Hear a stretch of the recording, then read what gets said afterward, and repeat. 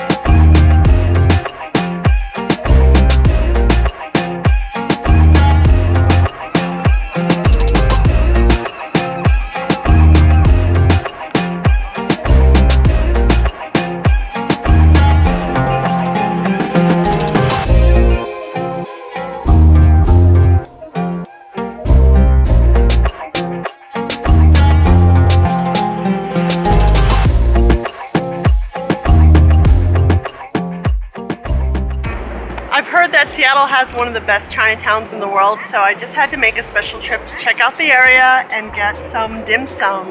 I thought about going to a sit-down place where they have the carts that come by and you can pick the food, but because COVID is still something I worry about, I decided to go to a place called like Dim Sum King, and you can just go and order just one of anything and then take it to go and have it in this cute little park not that far away.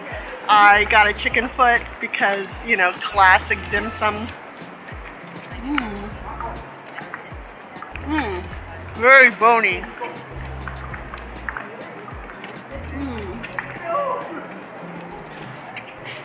It's really about the skin, I think, with the chicken foot. I got a shrimp dumpling.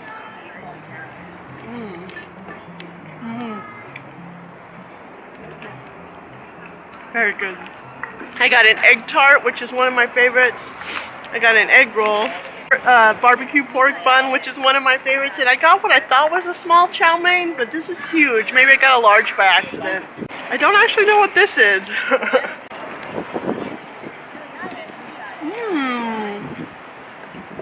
This is like a mochi thing. You know what this is? I figured it out. It was like a foot meatball. I thought it looked interesting, so I had to try it. It's good. The outside is like sweet mochi, and the inside is like weird cartilagey meat thing. But I have plenty of food to keep me full.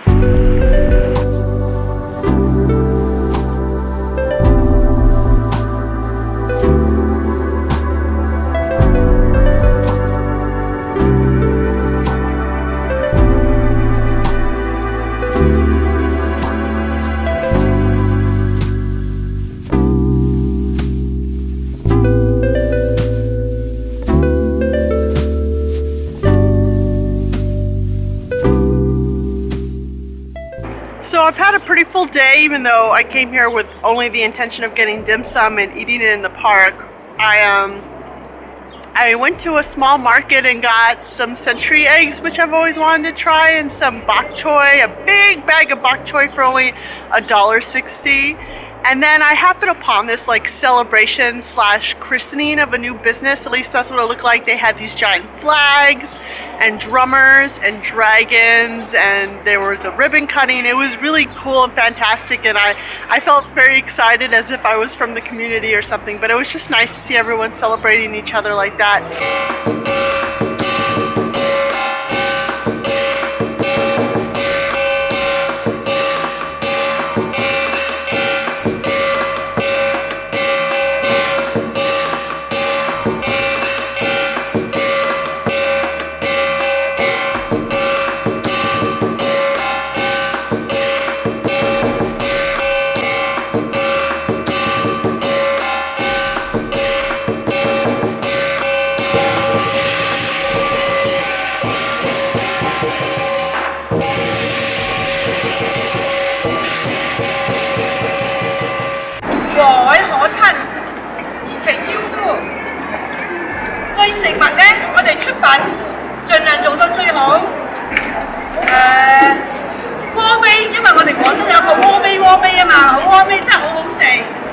And then I decided before I leave, maybe I should get some bubble tea because there's not a lot of opportunities to get bubble tea in my daily life. So I found a place called Seattle's Best Bubble Tea, which actually does have the best rating on Google Maps. And I got a lychee milk tea. Lychee is one of my favorite flavors. And it's like 24 ounces, so it's a whole lot. But it's really good. And since I'm spending so much time here, I really had to go to the bathroom. So I asked the bubble tea place if they knew any bathrooms, and they pointed me to this Japanese food hall called Uwajimaya. And they have all sorts of food places you can buy food from, and also a huge supermarket with fresh sashimi. And I got some rice wine vinegar because I need it for a few recipes that I like to make. And I got to use the bathroom. If you're ever in this situation, the bathroom code is 1121, so useful to know. And I've just had a really good day. A lot of food. Still have tons of chow mein left, and now I have these century eggs and rice wine vinegar, and I got some rice noodles and bok choy. So I'm gonna go home with a full bag. I always think, oh, I shouldn't bring a bag with me. I'm not gonna get that much stuff. But every time I go home after a trip out, I always go back with lots of stuff. There's just too many good things in this city for me not to take some home with me.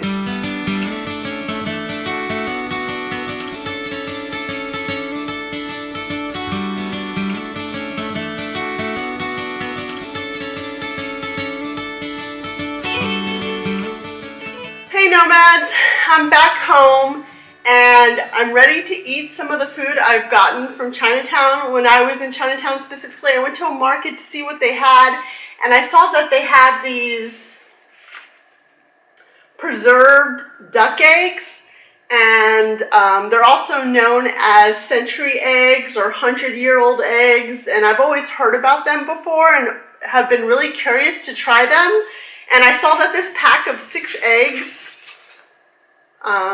was only $3.50, so I knew it was now or never. So I bought it and I brought it back home, and now I'm ready to try it. And these eggs, you can see one here, I took one out and I washed it. It's all gray and it has a really strong flavor like sulfur and ammonia, and so people typically don't eat it by themselves unless they really love it. They usually eat it with congee or like a chicken porridge, rice porridge. I don't have any of that, so I made some white rice with chicken broth and some green onion to eat it with.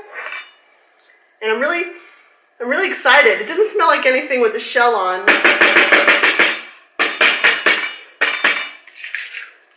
Oh wow. Oh wow. It smells very strong with the shell off.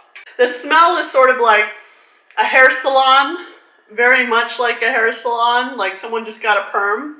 I kind of messed up the top a little bit, but you can see here, very gelatinous, and it has what I've heard, this like snowflake pattern on it, on parts of it. That's part of the process. I cut it in half, and you can see a little more clearly what's inside. The egg yolk is turned sort of a greenish gray color, and it almost has rings like a tree. And then the egg white has turned completely dark brown, almost amber color, and it's sort of see-through translucent.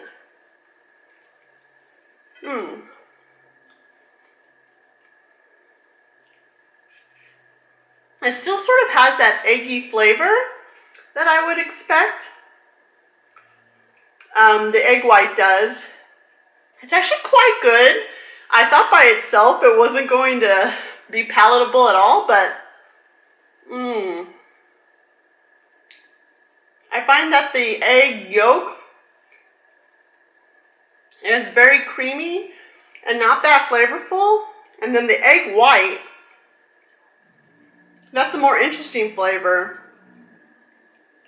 It has that eggy quality, but it also has sort of a fish sauce taste. I've never heard anyone describe it as fishy, but to me it's got a fishy quality, maybe because of like the preserved fish sauce that I've had before.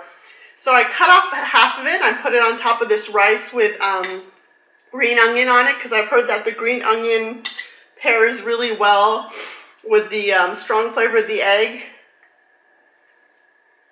Mmm. And it really does. I mean, green onion is good with almost anything. And of course, white rice with chicken broth is very palatable. Mmm. When I'm eating it with the rice and onion, it lends actually a very subtle flavor to the whole thing. It's not even that strong, not as strong as eating it by itself, but I have to admit, I actually quite like it. I was really expecting to be really grossed out because of what people say about it and the color, but I actually like it. I might finish all 6 of them. They're supposed to last a long time. We'll see if it makes me sick later. You know, if my stomach doesn't like it, but I like it. So, finally glad I've got to taste it and see what it's all about. Definitely try for yourself. Don't take my word for it. And I hope you've enjoyed exploring Chinatown and tasting the interesting Chinese flavors that are available there. And if you like this video and you want to see more of my tastes and explorations, please give this video a thumbs up and subscribe and hit the bell to be notified when new videos are available. Until next time, bye!